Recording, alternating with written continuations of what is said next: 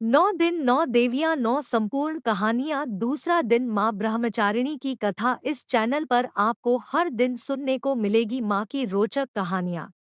ज्ञान की देवी माँ ब्रह्मचारिणी की कथा। नवदुर्गा के दूसरे स्वरूप माँ ब्रह्मचारिणी की पूजा करने से ज्ञान और वैराग्य की प्राप्ति होती है। शास्त्रों में माँ एक हर रूप की पूजा विधि और कथा का महत्व बताया गया है। माँ ब्रह्मचारिणी की कथा जीवन के कठिन क्षणों में भक्तों को संबल देती है।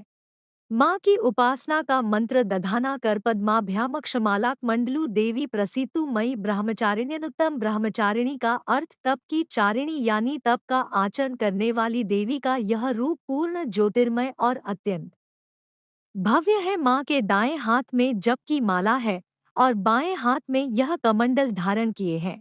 माँ ब्रह्मचारिणी की कथा। पूर्वजन्म में इस देवी ने हिमालय के घर पुत्री रूप में जन्म लिया था और नारद जी के उपदेश से भगवान शंकर को पति रूप में प्राप्त करने के लिए घोर तपस्या की थी।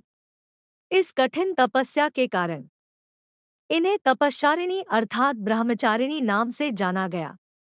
1000 वर्ष तक इन्होंने केवल फल फूल खाकर बिताए और 100 वर्षों तक केवल जमीन पर रहकर शाक पर निर्वाह किया। कुछ दिनों तक कठिन उपवास रखे और खुले आकाश के नीचे वर्षा और धूप के घोर कष्ट सहे। 3000 वर्षों तक टूटे हुए बिल्व पत्र खाए और भगवान शंकर की आराधना करती रही। इसके बाद तो उन्होंने सूखे बिल्व पत्र खाना भी छोड़ दिए। कई हजार वर्षों तक निर्जल और निराहार रहकर तपस्या करती रहीं। पत्तों को खाना छोड़ देने के कारण ही इनका नाम अपर्णा नाम पड़ गया। कठिन तपस्या के कारण देवी का शरीर एकदम क्षीण हो गया।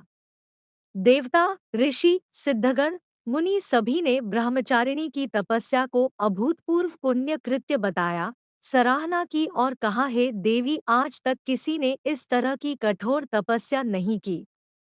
यह आपसे ही संभव थी। आपकी मनोकामना परिपूर्ण होगी और भगवान चंद्रमौली शिवजी तुम्हें पति रूप में प्राप्त होंगे। अब तपस्या छोड़कर घर लौट जाओ। जल्द ही आपके पिता आपको लेने आ रहे हैं।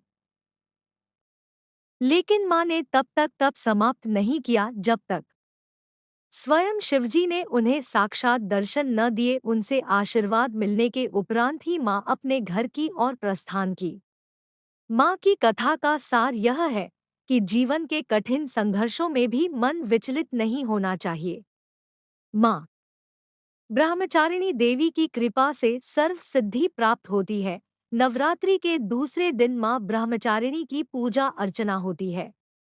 माँ का यह स्वरूप मंगल ग्रह का स्वामी है। ब्रह्मचारिणी माँ की पूजा करने से लोगों की कुंडली में मंगली दोष का प्रभाव कम होता है। नवरात्रि के तीसरे दिन माँ देवी चंद्रघंटा स्वरूप की अगली कहानी सुनने के लिए हमारे चैनल को सब्सक्राइब करें, वीडियो को लाइक करें, ज्यादा से ज्यादा शेयर करें। हमारा उद्देश्य हिंदू धर्म का प्रचार करना है। अगर वीडियो अच्छी लगी हो तो लाइक करें, चैनल को सब्सक्राइब करें और ज्यादा से ज्यादा शेयर करें। अच्छी जानकारी ज्यादा से ज्यादा लोगों को शेयर करने से अगर किसी का भला होता हो तो इसमें आपका अपना कुछ नहीं जाता। हमारी कोशिश यह है अच्छी जानकारी ज्यादा से ज्यादा लोगों तक पहुँचे।